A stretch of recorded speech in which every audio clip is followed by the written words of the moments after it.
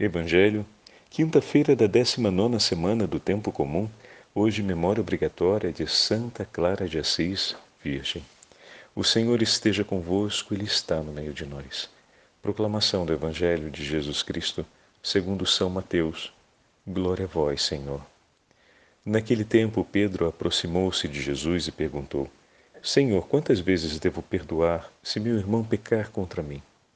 Até 7 vezes? Jesus respondeu: Não te digo até 7 vezes, mas até 70 vezes 7. Porque o reino dos céus é como um rei, que resolveu acertar as contas com seus empregados. Quando começou o acerto, trouxeram-lhe um que lhe devia uma enorme fortuna. Como o empregado não tivesse com que pagar, o patrão mandou que fosse vendido como escravo, junto com a mulher e os filhos e tudo o que possuía, para que pagasse a dívida. O empregado, porém, caindo aos pés do patrão e prostrado, suplicava: Dai-me um prazo e eu te pagarei tudo. Diante disso, o patrão teve compaixão, soltou o empregado e perdoou-lhe a dívida.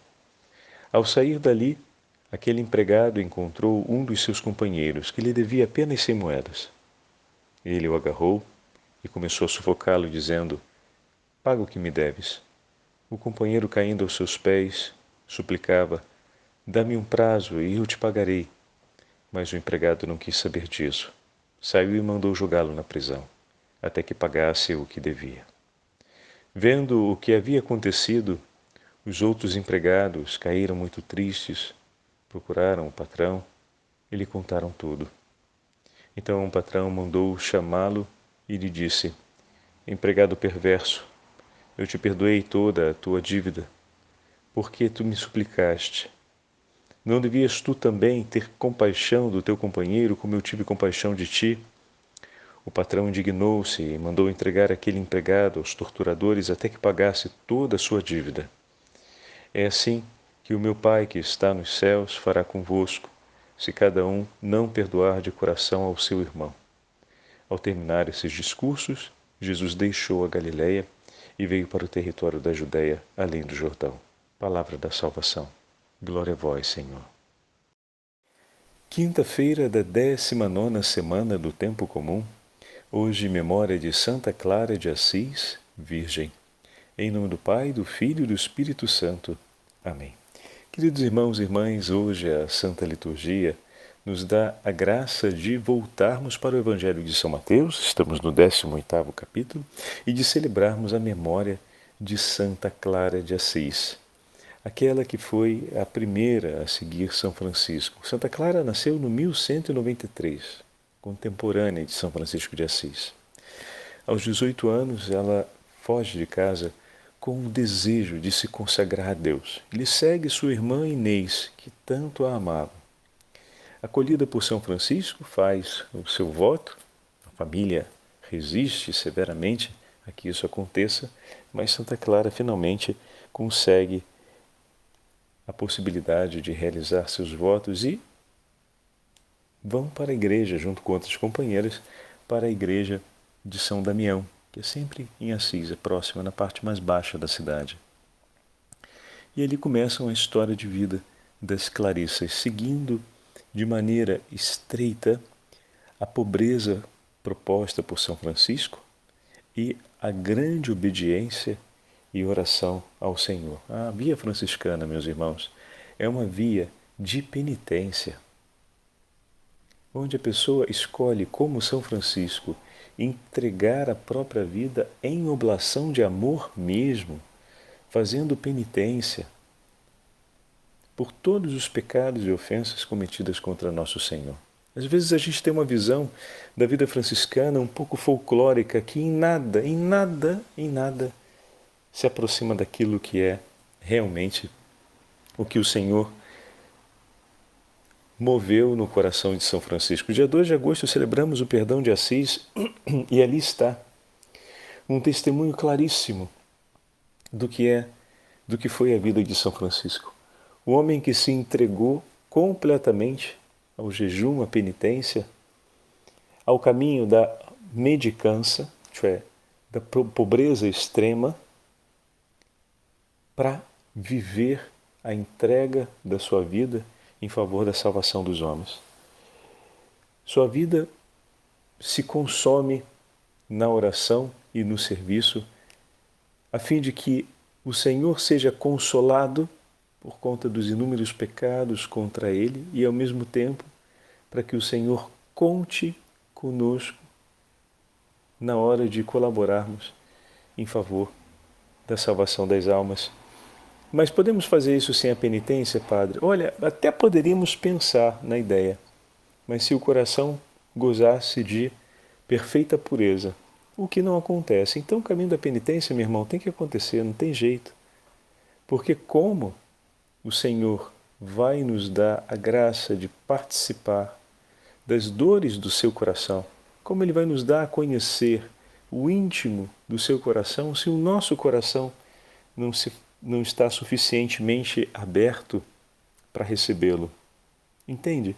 Não é por uma impossibilidade do Senhor, mas é para uma impossibilidade real nossa.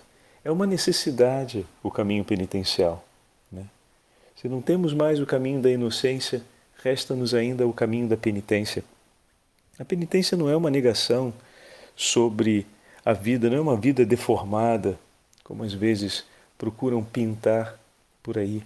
A penitência é o homem que decidiu finalmente entregar sua vida nas mãos do Senhor e coloca limites claros e consistentes na hora de dizer não a si mesmo, na hora de dizer não àquilo que o leva, ainda que um pouquinho, mas o leva para longe de Deus ou para uma maior insensibilidade em relação a Deus. Esse é o caminho da penitência. Se essa penitência será mais árdua ou menos árdua, vai depender do itinerário de cada um e do movimento da vida de cada um. Mas uma coisa é certa, na realidade em que estamos, o ardor da penitência não vai ser menor do que foi para os nossos santos daquela época. No 1100, os problemas relacionados às ambições pela vida não eram menores do que são hoje. Naquela época, a grande maioria dos homens, como São Francisco de Assis e seus companheiros, sentiam a fome. Não tinham acesso aos cuidados materiais que nós temos, desde pequenininhos. Então eram muito mais habituados ao sofrimento do que somos nós hoje. Sabiam suportar muito mais. Mas a desordem é o apegar-se às coisas e o orientar-se para fora de Deus. Aquele que muito sofre pode orientar-se para fora de Deus, tanto quanto aquele que sofre pouco. Pode orientar-se facilmente para longe de Deus. Então a penitência vai ajudar a um e vai ajudar a outro, com intensidades diferentes. Às vezes aquele que sofre tanto para não se orientar para as coisas que são contrárias a Deus, estabelece limites ainda maiores do que aqueles que a vida já estabelece para ele. Mas outros que vivem uma limitação diferente, já conseguem ter uma liberdade maior, vão ter que estabelecer limites que são diferentes daquele primeiro. Então, se olhamos da posição daquele primeiro para esse segundo, pode parecer que esse segundo não faz absolutamente nada ou quase nada como penitência. Ao mesmo tempo, esse segundo, quando olha para aquele primeiro, acha que as suas penitências são extremíssimas, porque ele já vive uma vida tão sofrida que é uma grande penitência. Então, se olharmos sempre de uma posição para a outra, dificilmente vamos encontrar o equilíbrio na hora de compreender qual é a exigência que nos toca no caminho penitencial. Por isso, o ponto de referência para o caminho penitencial é onde o meu coração está ligado e como o meu coração precisa ser cuidado para manter-se ligado com Deus. Então, a que coisas eu oriento o meu coração e o anseio da minha vida? Uma vez que eu defino que oriento na direção de Deus, mas me vejo ainda muito orientado em outras ambições e propostas e conquistas para a vida. Não tenho como conquista última e essencial do meu viver cumprir o que o meu Senhor me fala e viver a alegria de ter a Ele como a minha única riqueza, e tudo que tenho nessa vida faço se tornar dele, transformando isso em dom de amor pelo meu próximo. Se entendo que isso é o que o Senhor me chama e que de fato a minha vida está nisso, agora vou vendo o quanto concretamente vivo isso e que coisas concretamente me impedem de viver isso.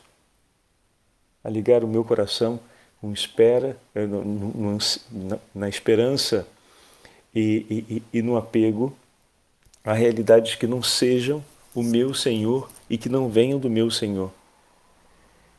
E a partir do momento que eu entendi o quanto isso se faz firme, eu vou começar a estabelecer medidas para que esse laço se torne mais frágil, e vou reforçar os laços com o meu Senhor.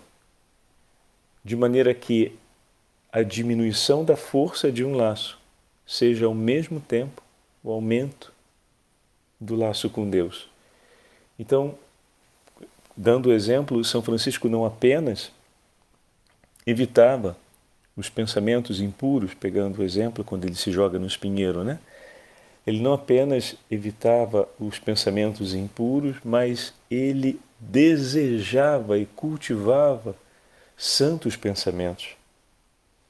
Então não é só dizer, não vou pensar besteira, ou então eu não vou pensar mal da outra pessoa, mas eu não cultivo nenhum pensamento, ou pouquíssimos pensamentos eu cultivo, que me fazem recordar a palavra de Deus, que me fazem atribuir o bem ao meu irmão. Mudemos então, peguemos um outro argumento, não a pureza.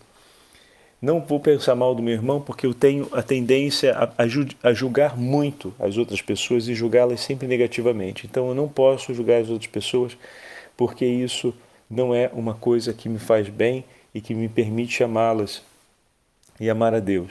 Então eu não posso, e fico naquele controle de não julgar. Não é só isso. Eu preciso, ao mesmo tempo, pensar e recordar tudo aquilo que a palavra de Deus me fala sobre o bem do meu irmão. Tudo aquilo que a palavra de Deus me recorda sobre o quanto Deus quer e espera o bem do meu irmão. Então não é só não pensar, não julgar, digamos assim, a outra pessoa, mas é aprender a pensar bem do outro. Conversar sobre essas coisas, buscar essas coisas, voltando ao paralelo da pureza, não é só evitar os pensamentos impuros, mas é pensar na beleza do coração santo da Beatíssima Virgem Maria, é lembrar do testemunho dos santos, é pensar na presença de Cristo, na Santa Eucaristia que se entrega por nós, é pensar no coração do Senhor que se une ao coração do Pai, no momento de maior abandono em que ele viveu, quando os homens o deixaram, no alto da cruz. Ao mesmo tempo é recordar ali a pureza do coração da Virgem Maria que está olhando e amando o seu filho nas dores do seu coração e não se rebela contra os malvados que estão ali à volta, desejando e realizando contra ele todo tipo de atrocidade. Então, se não penso essas coisas, ou se não procuro orientar a minha leitura, ter presente isso nas minhas conversas, nos meus ambientes de convívio, não basta só deixar de pensar as coisas impuras, porque isso abre, ou seja, abre um espaço, se diminui a força daquele laço, mas a força do outro laço deve ser aumentada. Porque se o laço com Deus não é aumentado, aquele dali, agora ou depois, vai voltar a ficar novamente como antes. Entende? O espaço do nosso coração que se abre, porque antes era orientado para outras coisas, precisa ser ocupado pelas coisas de Deus. Então isso é muito importante. A pobreza, quando nós pensamos na vida franciscana, ela tem esse caráter da completa entrega e espera na providência divina. Mas, ao mesmo tempo, a pobreza sem a gratidão, ou a pobreza sem o reconhecimento da necessidade do outro, a pobreza sem a iniciativa de fazer-se pelo outro como tal, ou seja, daquilo que recebo, faço ser teu mais do que meu. Eu tenho a minha necessidade, mas a minha alegria de ver você recebendo o cuidado que você precisa, ela é maior. Então, mesmo em minhas necessidades, o que eu recebo, eu não faço a minha necessidade se tornar maior do que a, entendam agora, entre aspas, necessidade que eu tenho por amor de te ver bem. Então, ainda que eu tenha uma necessidade enorme, mas eu recebi algo, a primeira coisa que eu faço é colocar por você. Porque eu sinto a necessidade de cuidar e de te amar e de tudo que eu tenho de colocar por ti. Essa é a medida do coração de Deus. E essa é a medida que São Francisco buscou viver com a sua pobreza. Não basta só a pobreza. Se o coração não cresce na urgente necessidade de socorrer e de entregar tudo de si pelo irmão, a pobreza de pouco servirá, mas cedo ou mais tarde será corrompida, como tantas outras coisas dentro da gente. Mas a partir do momento que ao lado da pobreza cresce sempre mais essa disposição de amor, essa necessidade de fazer da minha vida um socorro de amor pelo meu irmão em tudo, essa necessidade de colocá-lo à frente e de socorrê-lo, aí sim, aquela pobreza nos leva num caminho evangélico. Do contrário, ela se perderá no tempo. Hoje, o Evangelho fala para a gente a respeito do perdão, daquele devedor cuja dívida era vultosíssima e impagável em um curto ou em longuíssimo espaço de tempo. E ele vai pedir ao patrão que lhe conceda um pouco mais de tempo. E o patrão oferece por ele algo que ele próprio não poderia oferecer por si. O patrão sana a sua dívida, lhe perdoa, lhe concede a cessação da dívida. O patrão sente compaixão e o amor que ele sente pela necessidade do seu empregado é maior do que a necessidade que ele tem de receber aquele dinheiro. Olha aí, chegamos onde estávamos falando. É um dano, é uma perda, porque o valor era alto. Era mais de quilos de ouro que ele devia. E essa perda, é uma perda material para o patrão, ela passa ao segundo plano porque o coração dele tem prioridade pelo bem e pelo sofrimento daquele homem. Então ele aceita essa perda, ou seja, ele abre mão daquilo que teria por direito, ou então poderíamos dizer que ele oferece aquilo pela paz, pelo bem da vida do outro. Se a gente olha do ponto de vista material, houve uma perda, sim, significativa, material da parte desse patrão. Mas ele ofereceu aquilo dali, ele suportou aquilo dali pelo bem do outro. Poderíamos agora dizer de outra forma, a compaixão era mais importante em seu coração do que a justiça sobre aquela dívida. De maneira que ele anistia a dívida para poder confirmar a compaixão em seu coração. Ela passa à frente e tem a regência sobre a sua alma.